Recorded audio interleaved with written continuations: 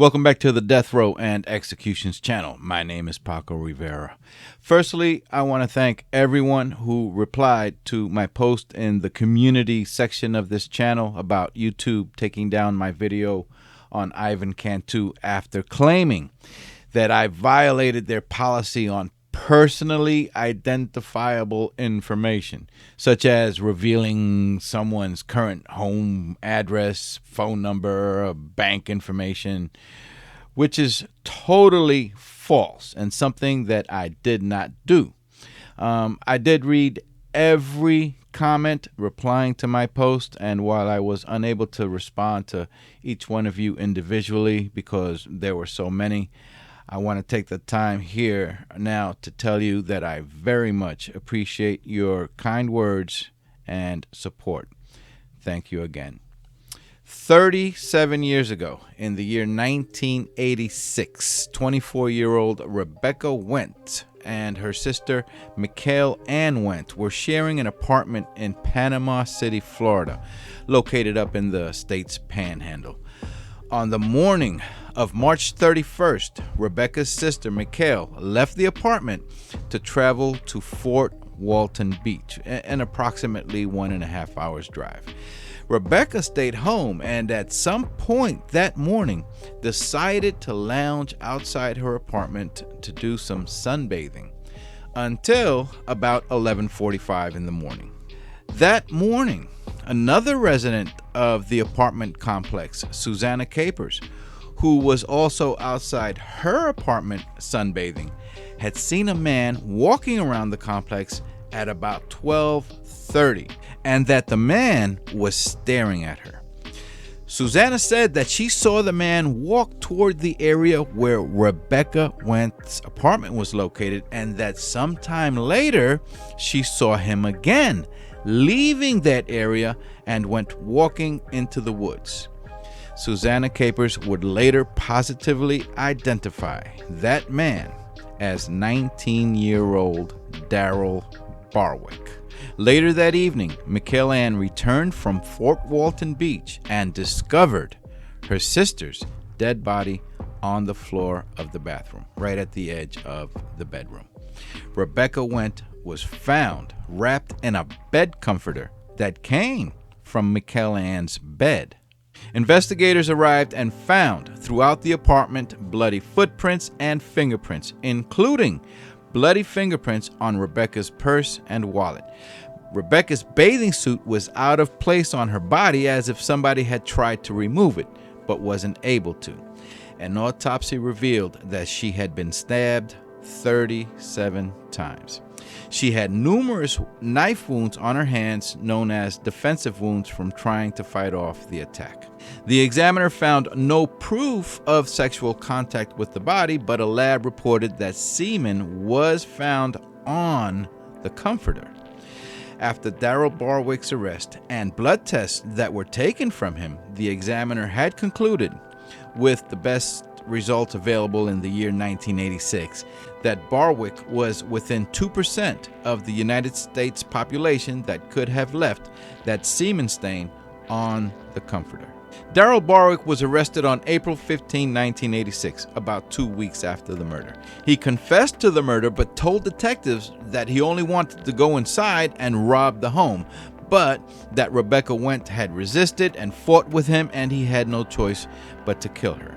7 months later, in November, Darryl Barwick was found guilty of first-degree murder. He was also convicted of armed burglary, attempted sexual battery, and armed robbery.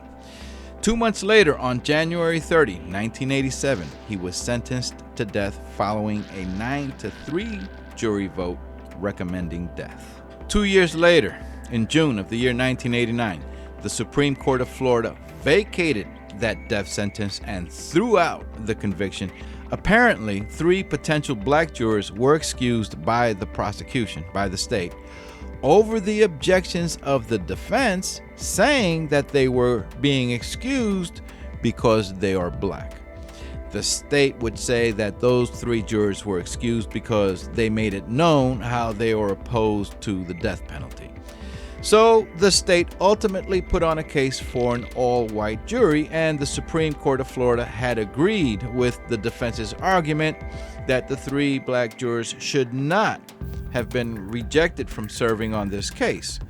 So there was a second trial, and that trial ended with a hung jury for capital murder.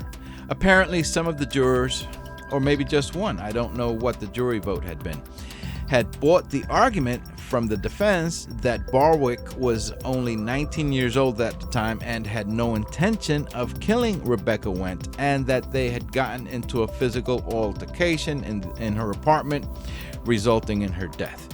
And that scenario would not be considered capital murder.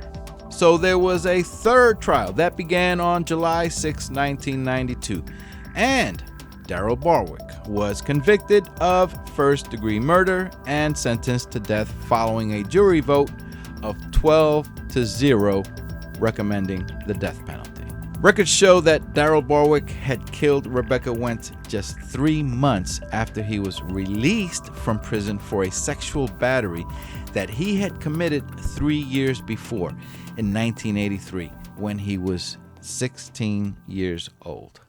In December 1983, at the age of 17, he was actually still 16, Barwick was convicted of 2 counts of sexual battery and burglary. The offenses were committed on August 18th, 19th, 1983. He was charged and convicted as an adult and sentenced to concurrent 5-year sentences for the sexual battery convictions and to 10 years for the burglary conviction.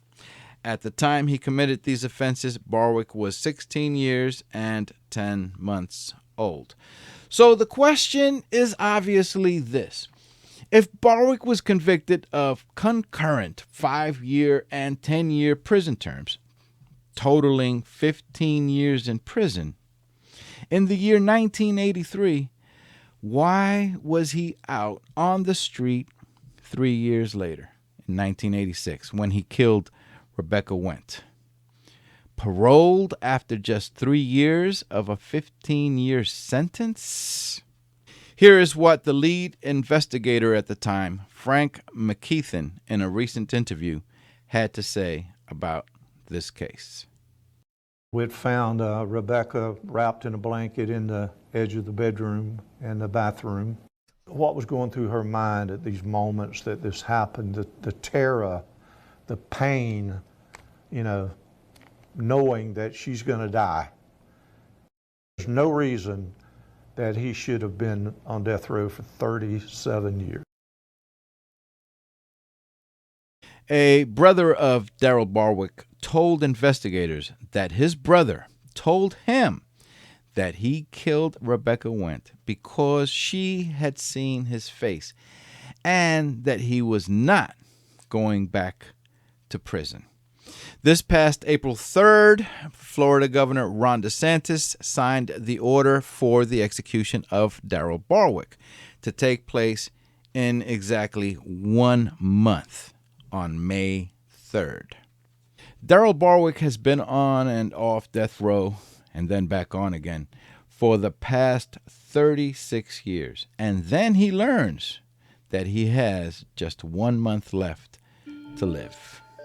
Please remember to subscribe for more death row and upcoming execution stories. I am Paco Rivera.